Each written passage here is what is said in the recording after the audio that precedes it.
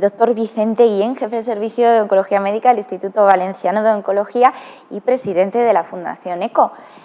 Ha moderado la mesa de urología en este congreso, simposio de abordaje multidisciplinar del cáncer. Uno de los temas más candentes es el manejo, ¿no?, del cáncer renal y si se puede hablar ya de optimización y secuenciación en el tratamiento. Sin ninguna duda. Mira, el cáncer renal ha sufrido un cambio, afortunadamente, de una forma muy importante en los últimos años, donde hemos pasado de no disponer prácticamente de ningún fármaco para la enfermedad metastásica a disponer hoy en día ya de más de 7 fármacos con gran actividad y todos ellos que aumentan la supervivencia. Esto ha dado un vuelco total a lo que es las perspectivas y lo que son los resultados en cáncer renal. El problema que estamos teniendo ahora es cómo manejar todos estos fármacos que tenemos a nuestra disposición para optimizar y hacer más eficaz el tratamiento. Afortunadamente podemos secuenciar. No está demostrado que ninguna secuencia sea mejor que otra.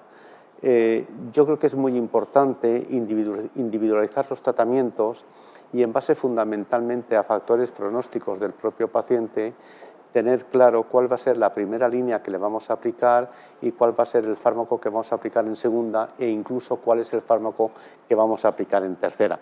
Porque muchas veces, dependiendo de las posibilidades que tengamos de dar en segunda o tercera línea, también podremos elegir cuál es la primera línea que debemos dar a este paciente. ¿De qué pronóstico estamos hablando ahora mismo en el abordaje del cáncer renal? Bueno, pues estamos hablando ya de prácticamente más de 20 y 30 meses de supervivencia en este tipo de pacientes.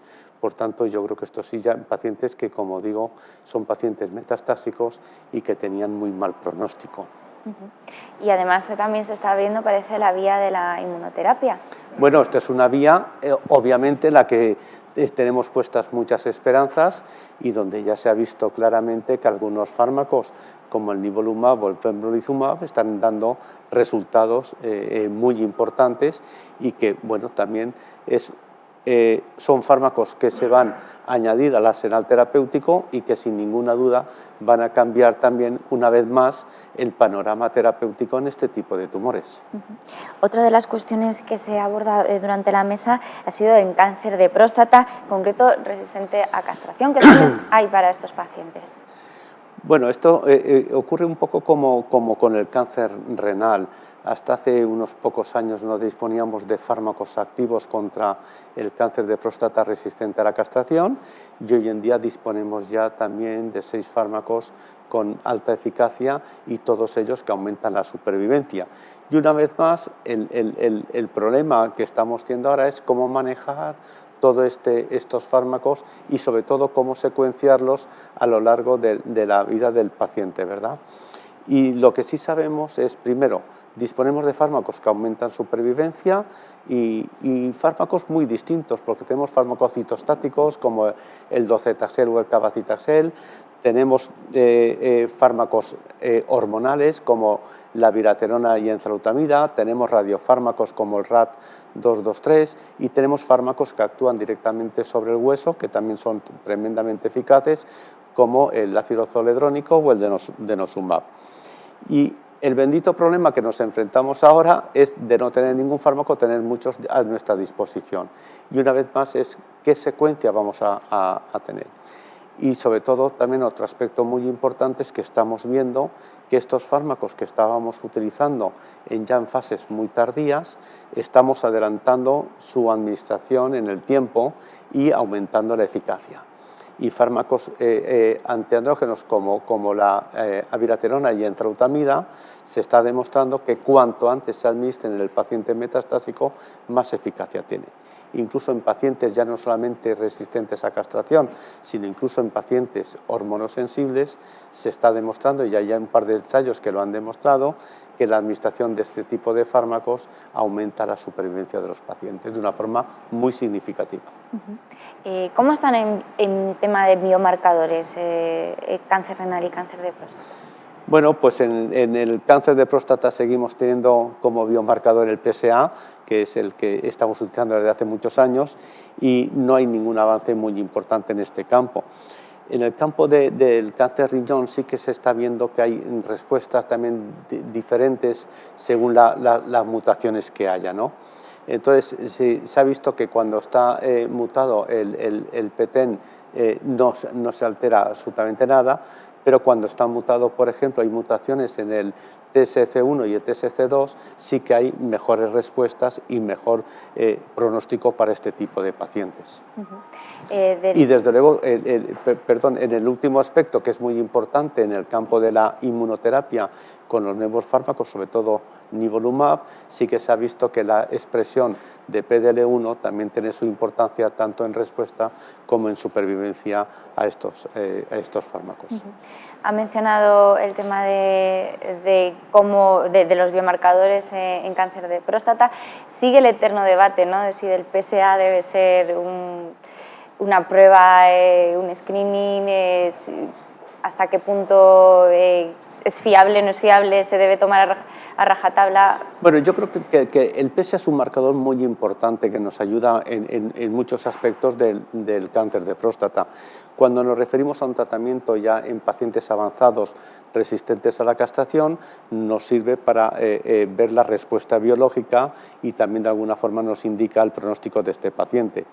Otro aspecto muy distinto es cuando se utiliza el PSA como método de screening para diagnosticar el cáncer de próstata.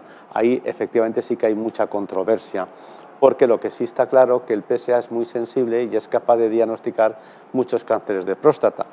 Pero lo que también parece claro es que hay algunos cánceres de próstata que son muy indolentes y que si no hubieran sido diagnosticados tampoco le hubieran supuesto ninguna morbilidad al paciente, porque a lo mejor no se hubieran diagnosticado nunca en la vida. Sin embargo, cuando tú lo has diagnosticado, te obliga a administrar unos tratamientos que tienen efectos secundarios importantes, tanto la cirugía como la radioterapia. Y esto es ahí donde está fundamentalmente la controversia entre las ventajas de un diagnóstico precoz y los inconvenientes de las consecuencias de los tratamientos. Bueno, vemos que afortunadamente el trabajo de los oncólogos se complica porque hay un arsenal de tratamientos mayor. Hablamos de oncología de precisión, hablamos de biomarcadores, pero ¿está el Sistema Nacional de Salud preparado para este nuevo abordaje, digamos, de la oncología? Hombre, yo creo que sí. Mira, yo creo que hay que reconocer que tenemos un sistema sanitario, el Sistema Nacional de Salud es un sistema fantástico, que es universal, que tiene a todos los habitantes de este país, a todos los españoles los tiene asegurados, y esto creo que es tremendamente muy importante. Y después, la red de hospitales que tenemos es magnífica. Tenemos unas buenas estructuras, tenemos unas buenas profesionales, y lo que hay que hacer es ir adecuando estas estructuras y estos profesionales a todo lo que nos está llegando, que no es poco. Claro, yo creo que el Sistema Nacional tiene buena capacidad de adaptación. Yo no tengo ninguna duda de que esto es así. A veces somos muy exigentes y queremos que esta capacidad de adaptación sea inmediata, y esto en un sistema también público no es fácil, ¿verdad? Y tiene que haber una apuesta también por parte de la Administración de invertir en determinadas cuestiones. Seguro, y que hace falta más inversión y que hace falta modernizar estructuras. Yo creo que esto es muy claro, pero yo creo que lo tenemos mucho más fácil, yo creo, que otros países para poder agilizar estas estructuras y adecuarlas a toda la medicina de precisión que nos llega. Por otro lado, la Fundación ECO también ha denunciado en algunas cuestiones deficiencias en el acceso, ¿no?, a los tratamientos, ya no solo entre comunidades autónomas, sino incluso entre hospitales de una misma región. Bueno, esto es un tema que nos preocupa mucho, ¿no?, porque yo creo que un aspecto fundamental en oncología es que los pacientes tengan acceso rápido a la innovación. Hay que ser muy conscientes de que la vida de muchos de nuestros pacientes es muy limitada, y si se retrasa el acceso probablemente nunca vayan a poder haber llevado determinados fármacos, ¿verdad? Entonces, en este sentido sí que creo que la Administración debería ser mucho más ágil de lo que es actualmente, y desde luego cuando un fármaco ha sido aprobado por la Agencia Reguladora Europea, por EMA, debía ser automáticamente aprobado en este país y automáticamente ser autorizado su indicación en los pacientes. A veces se tarda demasiado, efectivamente. Hay fármacos que han tardado prácticamente 2 años en tener la indicación, la financiación, perdón, aprobada en nuestro país, cuando ya tenía la indicación aprobada en Europa casi 2 años antes, ¿verdad? Y esto es lo que yo creo que, sobre todo en el caso del cáncer, es intolerable. Y luego hay un paso más, y es que cuando el medicamento está aprobado, en algunos casos hay un informe de posicionamiento terapéutico. En algunos casos, informe de posicionamiento terapéutico, cuando llega a las comunidades, existen, o incluso en hospitales, comisiones de reevaluación que añaden, digamos, también otras dificultades extras a acceder a esos Claro, pero fármacos. todo esto que dice usted es precisamente lo que hace que a veces un fármaco, desde que es aprobado por la Agencia Reguladora Europea hasta que se pueda administrar en un hospital, puedan pasar hasta 2 años, ¿no? Y digo, casi nunca es antes de 1 año. Y esto creo que es un tiempo excesivo, y son las trabas administrativas que se le van poniendo. Primero hay una comisión nacional, después hay un informe de posicionamiento terapéutico, después cada comunidad autónoma tiene una comisión también para aprobar la indicación y financiación del fármaco, después hay comisiones de farmacia que existen todavía en muchos hospitales, y por tanto esto hace que el acceso a los fármacos no sea uniforme en todo el territorio nacional, haya comunidades donde se aprueba o se financia antes que en otras, e incluso, como decía usted, dentro de cada comunidad hay hospitales más ágiles donde se puede administrar un fármaco y otros donde no se puede administrar todavía.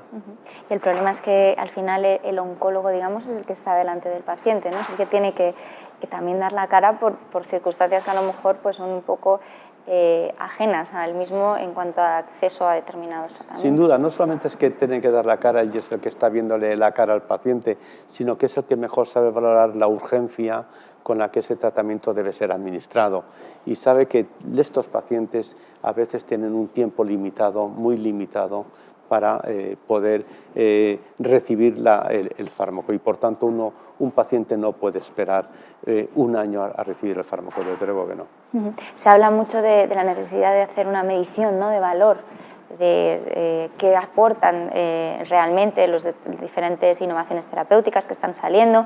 En este sentido, ESMO, la Sociedad Científica Europea e incluso también la americana, ASCO, están estableciendo como herramientas, ¿no?, para medir de forma más objetiva quizás ese valor y que se prioricen, ¿no?, los fármacos de cara a las autoridades. Este es un tema tremendamente importante, porque la mayoría de fármacos innovadores tienen un problema, y es que son tremendamente caros, ¿no? Y donde hay en la sociedad un debate importante es si vamos a ser capaces de poder pagar todo este coste de los fármacos o no. Y uno de los aspectos que más se está debatiendo es que cada fármaco pueda costar dependiendo del valor que aporte. Según la eficacia que tenga, pueda tener un coste o pueda tener otro muy distinto. Incluso el mismo fármaco puede tener un coste en un tipo de tumor y otro coste distinto en otro tipo de tumor, porque en unos tumores aporta un valor muy importante y en otros aporta un valor inferior, ¿no? Por tanto, a lo mejor el coste de un fármaco no debía ser uniforme en todos los tumores, ¿no? Pues doctor, muchísimas gracias por Pues habernos atendido, por este repaso que hemos hecho un poco de la situación. Pues muchas gracias, Seguiremos un poco rápido, pero seguimos. Gracias. Magnífico.